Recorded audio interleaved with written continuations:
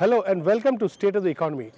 Today we have with us a very special guest, former Governor of Reserve Bank of India, Dr. V Reddy.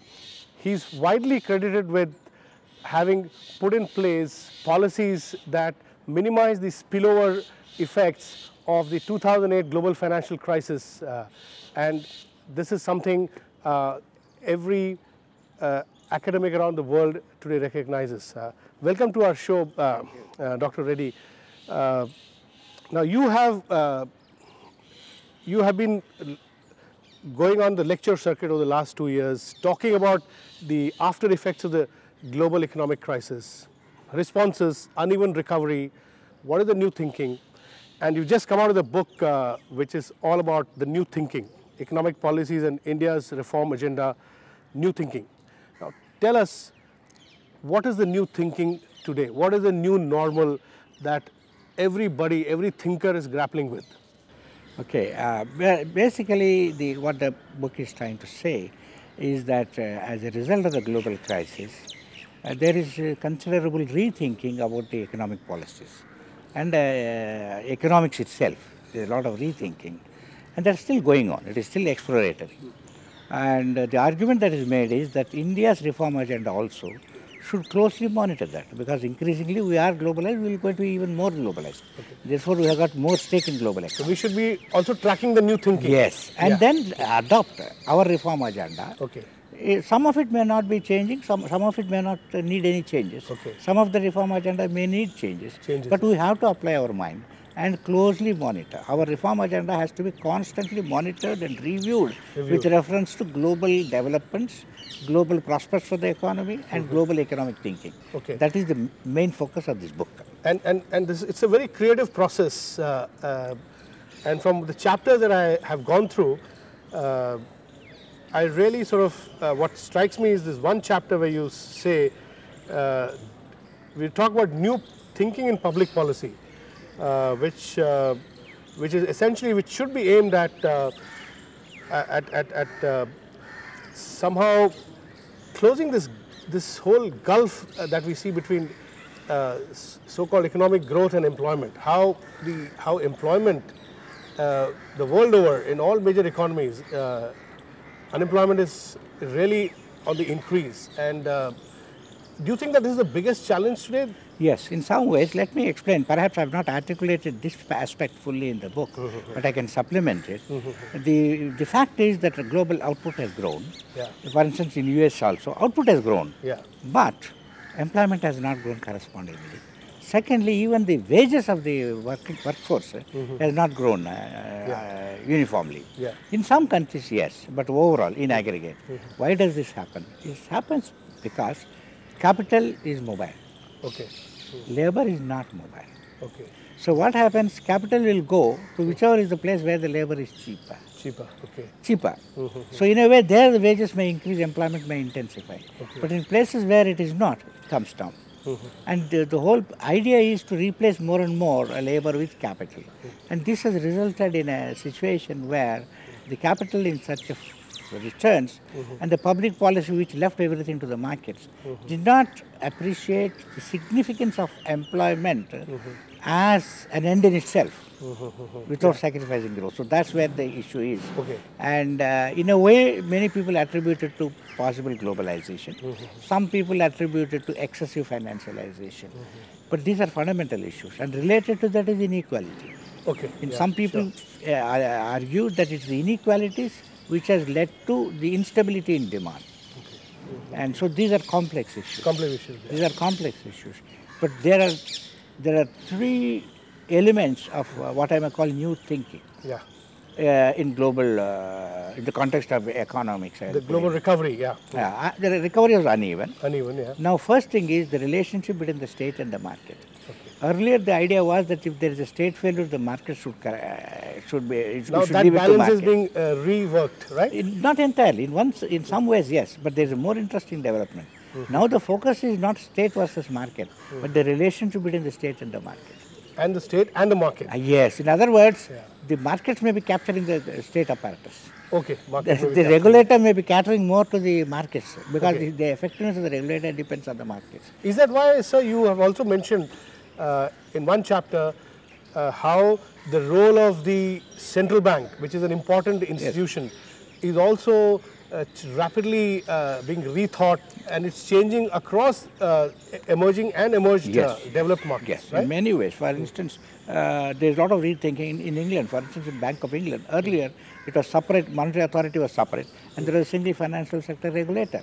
After the crisis, they decided that the so-called financial sector regulator should be brought under the overall umbrella of the Bank of England. Secondly, the mandate, there was a lot of emphasis on inflation and a lot of emphasis on what's considered as inflation targeting and price stability. Now there is a recognition that you may have price stability but not financial stability, which will result in a crisis, which is very expensive. So the mandate of the central bank is being reviewed. The governance of the central bank is being reviewed.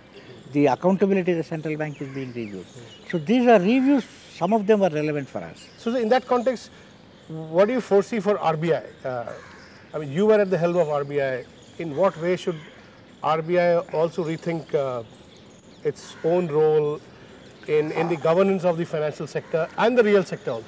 Okay, the way I look at it is, I have not dealt with it directly here, but there are two important lessons that come out, at least two if not more. One, as I said, the close relationship between regulation of banks, which are crucial, and the monetary authority. There is a better recognition. And in India, we always had that. That's one advantage. We didn't change that, whereas some other countries have changed it. But there is a second development, that now there is a recognition that when the public debt to GDP ratio is very high, then it is better public debt office or public debt management is very closely related to monetary policy, or in fact, it could even become part of the central bank. This is the current thinking, and Professor Goodhart has articulated it very well. And these are the two important developments. Third is that there is also a whole idea of independent central bank focusing on one target with one instrument, namely interest rate. That is now diluted. And they say that you may have to have a broader mandate, and you cannot ignore the responsibility for growth. In other words, there is need for greater emphasis on coordination between monetary policy, fiscal policy, financial sector regulation. Greater coordination. Now the issue is who should coordinate. And in fact, naturally, the central bank, as the ultimate monetary authority, should have an important say. Whether they should head the coordination or not is a different matter. It depends on the institutional structure of the country. That's an interesting point. We'll take a small break here. Please don't go away and stay with us. Welcome back to State of the Economy. We are having a conversation with Dr. Y Venu Reddy, former Governor of Reserve Bank of India. So you have outlined in this book a series of new thinking to deal with the current uneven recovery in the global economy. Now, it's interesting that you spoke about a balance between the state and the market, which we spoke about just now. The other two interesting issues where again a very subtle creative balance needs to be struck are between the financial and the real economy, and of course the third is between global and national considerations. Could you elaborate on these two? Okay, let me mention that generally the idea was that the globalization is useful, which is correct. It has a lot of benefits. Then globalization of finance is very good. Yes, in some ways it can be good. Then, but the problem arose that when a country gets into a problem, then it is the fiscal policy which has to bail out. Fiscal has become central to ensuring stability. There is no global financial architecture to ensure global stability. And so if the fiscal is central, fiscal is national. Fiscal policy is national, fiscal policy is not global. So to the extent fiscal policy is national and fiscal policy is critical for stability, increasingly then there is an issue that if finance is global, if regulation is national, if fiscal is national, there is a clash. Even monetary policy seems to be becoming more global because liquidity flows unhindered to all the economies, whereas fiscal policy is national. No, let us take, I'll give you one example, which I have not given in the book. US Federal Reserve. What is the US dollar? It's a global currency. It's a global reserve currency. And it influences the whole global economy. Right. But who runs policy relation to US dollar? Federal Reserve of USA. What is its legal mandate? Okay. Its legal mandate to take care of US economy. Not the global economy. No. No. And whenever there is a conflict, they have to take care of the US economy. Yeah, now sure. that is the position. Now my submission is that position, if with increasing globalization, either you have to create proper global institutions to coordinate, effective global institutions to coordinate national policies, or you must give greater space for national public policy. Sure. I must say that what is unstated in this book, unstated, but what I think is implicit, is that you may have to ensure that each country has sufficient public space, public policy space. Sure. Public policy But space. sir, the space that you're talking about, it's very critical, what you said. This space has to be claimed through politics, right? Yes. Like the US, Americans often say the dollar is our currency, but it is your problem. Yes. To the rest of the world. Now, how do you reclaim this space? Do you think it can be done through forums such as G20 or how? How do you do it? No, actually, there are two steps to it. One, before you go further, more towards globalization of public policy, you have to recognize the importance of the national public policy space. Okay. And the major source, like currently they're trying to recognize that, okay, China's currency is not as undervalued as they used to say before. Yeah, and they're also trying to understand the Chinese position, right? Yes, and also if you just see, for instance, capital account management. Okay. Earlier, the whole thinking was, no, there is no way you should interfere with the forex markets. You should not have capital controls. Now, more countries are having capital controls than less countries compared to the past.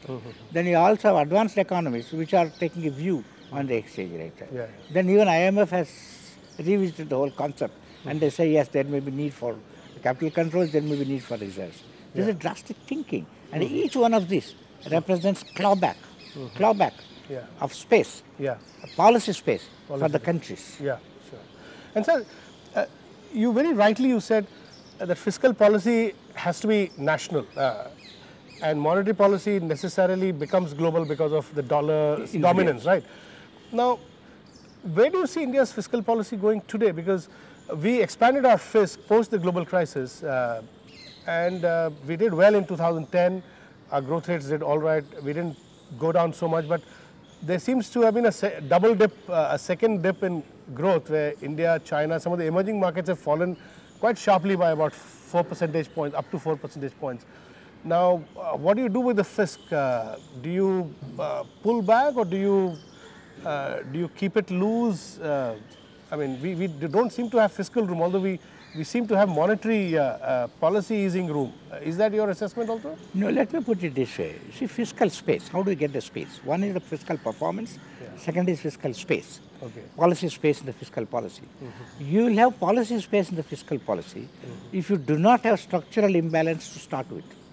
Okay, to start with. Okay. If you have a structural imbalance, you have a long period of fiscal deficit, then your headroom for public policy is very less. Okay. Whereas suppose you had a more balanced fiscal policy, then if there is you can pump in more money if there is a depression, and you can pump in less money if there is a boom. Counter-cyclical. Counter-cyclical. Yeah. Now, if there is a structural problem in the fisc, then policy space is limited. It's limited. That's in a way, that's where we start. Compared to many other Asian economies, at the time of the crisis, India had a persistent fiscal deficit. Yeah. And then the second issue is, in meeting the crisis, whether the stimulus was adding to the structural deficit or not adding to the structural deficit. It was adding to the structural. Yes, that's the second problem, which means further restriction in the headroom available for policy space. Thirdly, when you don't have enough fiscal space, then your capacity to handle other crises, because if there is a financial sector crisis, if there is a shock, if there is a national calamity, you require fiscal space. So then you are constrained by the lack of adequate fiscal space for contingencies. Okay. So that is the importance. Secondly, the quality of fiscal performance. It's not only whether you have fiscal deficit or not, but how. Suppose you borrow and invest in productive purposes. Yes. So I think both aspects have to be looked at in assessing the country's, what I may call the fiscal performance and fiscal space. But you do feel that we are in a slightly structurally difficult situation in our fiscal management so far, right? No, I don't want to comment anything on fiscal at this stage. But the limited point is that You have to the fiscal space is important in an era of uncertainties. And let me explain. As in the years ahead, there may be more, there will not be less global uncertainties. Sure, sure. So we'll come back to this point, sir. But after a small break, please stay with us. Welcome back to State of the Economy. We are having a conversation with Dr. Y Venu Reddy, who has just produced a book which talks about the new economic thinking needed in emerging economies in India as well as globally. So you have very interestingly talked about cyclical and structural factors. You know, in the current global crisis where uneven recovery, we are seeing uneven recovery. We don't know, most countries have, as you said, have exhausted the fiscal space. The West has exhausted its monetary space also, whereas emerging economies still have some monetary space left. Now, how do you resolve this? First of all, how do you identify the structural from the cyclical? Because I remember you were the first to suggest some years ago, if I'm not wrong, that India's inflation, food inflation for instance, has also reached a structurally high level. I remember you had predicted this, and now this is becoming part of common sort of understanding that inflation is structurally high. Oil prices are structurally at a much higher level. So, sir, how do you, as a public policy maker, how do you assess what is structural and what is cyclical, and then come out with solutions? First, I agree that it's very difficult to differentiate between cyclical and structural.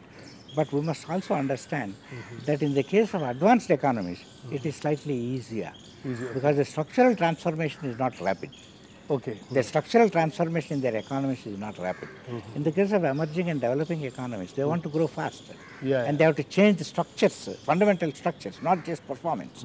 So the structural factors will generally be more in developing countries. Okay. Though they are... Like you have in India and China at the moment, But they will have more structural characteristics. But they are more vulnerable to global uncertainties. Okay. They are still more vulnerable by and large because they are at the receiving end still. That's one aspect. So there are different types of challenges. Then as we go ahead, what I might call the new challenges, advanced economies are having high public debt to GDP ratio. Generally, debt crisis so far in the last 30 years was a phenomenon for developing countries. Now it's advanced economies. The boot is on the other leg now. Yes. And we must remember that even reserve currency like euro, it's at the second rung, it's a reserve currency. And it is facing a problem. Sure. Third, there is a credit risk also, credit risk, that they may not be able to get back money from the when it is denominated in when it's incurred by a country in the eurozone. This is a new dynamic. It's something that's going to be new. Now in the global capital, and the second problem for advanced economies, their demography is not very favorable. Okay.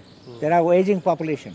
So you're suggesting that they are into a deeper structural crisis in this sense? And third, in some senses they got bigger challenges, policy challenges.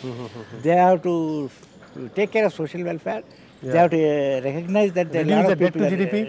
And their debt to GDP ratio is very high, which means that they will draw upon global capital. Okay. They will draw more from global capital. They may be drawing more on global capital. Whereas the emerging market economies, therefore, will have to recognize that they have to compete with advanced economies for the global capital. Oh, so this is a new dynamic, okay. Right. So far we've been getting excess capital from there. No, actually we did. Actually, if you see in the recent years, it was China which was exporting capital to America. But Germany was producing surplus, Japan was producing surplus. So it was, but it is a new reality. It was getting balanced. But it's a new reality. That's one aspect, I would say. The second is how about the new normal? What we may call, how is likely to be the global economy in future? First thing, new normal, what will be the growth rate? New normal growth rate may be less than pre-crisis. Sure. Like the pre-crisis, I guess the average global GDP growth rate was about 3.5%? Yes, but limited point is, that led to boom and crisis. Which means by definition, It may not be very much more. It has to be little less. So do you think it would be, say, in the region of 2.5 in the next 5-7 years? It depends on which are the countries which add to the growth process. And so what is the new normal for India? Now coming back to India. No, let me complete this and then I'll get back. Secondly, you also have the situation where the inflation. When the public debt to GDP ratio is high, then there's some burden is passed on through inflation. To reduce the budget, to reduce the burden on the exchequer. Secondly, at a pre-crisis, China entered into the global trade, huge labor force, and every time China can't be added to global trade, na? Maybe India will add, but it will not be the same nature, same magnitude. So therefore, the advantage of moderation of prices due to globalization, a lot of advantage is behind us. There may be less of advantage in future. So there is a possibility that inflation post-crisis, new normal inflation in the global economy may be slightly higher than the new normal inflation before the crisis. Okay, so this is one structural aspect. Now when it comes to India, India's... what is the new normal in India? Now, of course, I jokingly said some time back that the new normal Hindu rate of growth will be double of the old normal Hindu rate of growth. Old normal was 3.5, so it was 3.5 to 4, 7 to 8. So you might be proved correct the way we are going, right? Medium term, but as you know, even when it was 9%, the RBI did indicate that it's a sign of overheating because the potential output were not that much. But much will depend on the savings and investment balance. You have been, sir, saying this for a long time that at the present level of our structural reforms, 9% was a bit on the higher side. So you had been suggesting that 7.5 was more like India's potential growth rate? I didn't indicate a precise number, but definitely at that point of time, we felt that 9% was on the higher side. Though many did not feel so. But so now you feel 7.5 would be a potential? Governor Subbarao had indicated something to that effect in one of his statements. He had indicated that. He is well informed, and I suppose he should be. So now you feel about 7.5 is a potential? Let me put it this way, I am inclined to agree with the Governor of Reserve Bank. You're inclined to agree with the Governor of Reserve Bank? Present Governor of Reserve Bank. Thank you very much, Thank you. Dr. Reddy. It was a pleasure talking to you. Thank you. That's all we have in this edition of State of the Economy. We'll be back with another episode soon. Thanks for watching.